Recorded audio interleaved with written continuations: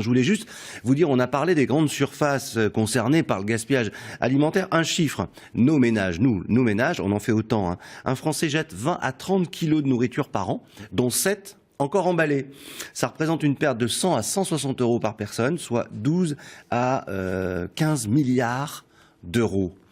Est-ce que c'est un thème qui vous chagrine, le gaspillage alimentaire? Vous êtes d'une génération qui consomme. Bien sûr, mais alors c'est pas que ça nous chagrine, ça nous préoccupe. En fait, c'est tout un petit problème de cause et conséquences, et je dirais d'éducation et de finances, parce que c'est toujours à peu près les mêmes problèmes. Mais plus on va vers une logique de tradition, c'est-à-dire vers du bon sens, et le bon sens, qu'est-ce qu'il nous apprend? Si on prend nos grands-parents, ils jetaient pas à nos grands-parents.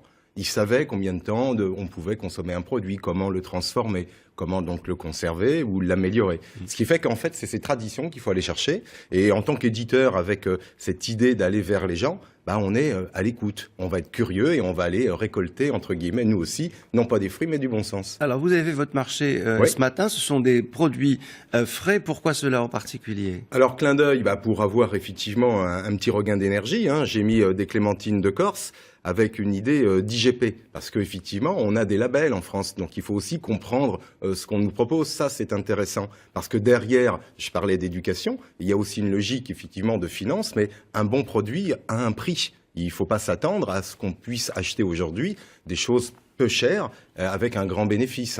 Donc là, vous avez citron de Menton, des noix qui sont du Périgord, mais qui pourraient être de Grenoble également, du kiwi de France, et puis un petit clin d'œil avec ce butternut, on y reviendra tout à l'heure. Voilà, qui fait le plaisir des nouveaux chefs. Il revient dans la cuisine. Bien sûr, et on parlait de gaspillage, on est ici sur une famille de légumes qui se conserve quasiment 6 mois. Attendez, c'est formidable, vous voyez. Si je vous demandais de définir la cuisine en Pays de la Loire, qu'est-ce que vous nous diriez? Eh bien, la cuisine en Pays de la Loire est en devenir pour moi. C'est-à-dire qu'elle répond à des exigences de qualité. Il y a d'énormes chefs qui sont là. On regorge de filières produits de très haute qualité, en tout cas, sur l'ensemble de nos départements. Mais il faut la revaloriser. Un petit clin d'œil, je parle des étoiles, parce que c'est bien. On a actuellement un Français qui évolue à 450 km. Mais je veux prendre Laurent Sodot pour le nommer. C'est le manoir de la Boulette, 2 étoiles Michelin, autour de Nantes. Il a un menu, je crois, dans les 45 ou 46 euros le midi, c'est l'accès aux étoiles. 2 étoiles Michelin, ça vaut le coup d'aller goûter ce qu'ils vous proposent, voyez. Mais pourquoi finalement, on revient quelques années en arrière, on avait très très peu de chefs étoilés. Comment on expliquait ce phénomène? Et aujourd'hui, donc, vous le dites, ça change un peu. C'est une histoire de culture, on revient toujours à cela. C'est-à-dire qu'on a ce que l'on travaille inévitablement. Donc aujourd'hui, sur le territoire ligérien, on avait une culture du beurre blanc. Vous voyez, une fois qu'on posait la question à un Parisien, qu'est-ce qui se passe à Nantes? Muscadet, beurre blanc, et puis les fruits de mer. Et puis à partir de là, l'affaire était faite. Donc non, on est bien sûr dans des richesses qui sont beaucoup plus fortes. Le livre de Vendée que vous présentez tout à l'heure, on s'est inspiré, je dirais, du travail de tous ces producteurs, et Dieu sait qu'il a sur ce territoire tout un ensemble de produits, de la brioche, de la mojette, et de la viande, etc. Donc, avec un petit coup de main de nos confrères de France Bleu et d'une émission qui leur est désormais familière et régulière sur la gastronomie locale. Oui, on cuisine ensemble, parce que c'est vrai que vos cousins radiophoniques ont toute une démarche là aussi d'écoute, de curiosité.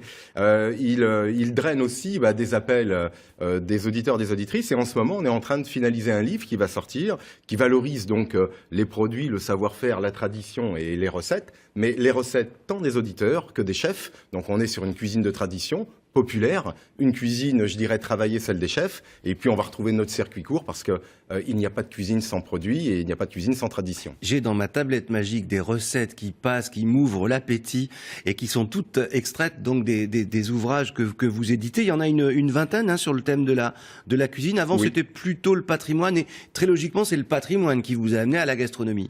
Alors le patrimoine, parce qu'il y a le patrimoine est la gastronomie. La bière, par exemple, est rentrée dans le patrimoine immatériel au niveau de la France. Donc je dirais qu'on ne voyage pas forcément qu'avec l'esprit, on voyage aussi avec le ventre. Et donc forcément nos rencontres de musées, de châteaux forts et de tout autre, je dirais, aspect touristique nous ont amené inévitablement à la gourmandise et donc aux produits alimentaires. Tiens, puisque vous parlez des bières, voilà un petit dernier là qui fait le tour de toutes les bières qui sont produites et est vendu en France. Vous avez fait la même chose pour le pain, Les spécialités. avec évidemment des boulangers qui exercent dans notre région. Bien sûr. Et puis alors le mien peut-être, il est un peu plus ancien celui-là, mais moi c'est mon c'est mon livre de chevet, hein, c'est le fromage.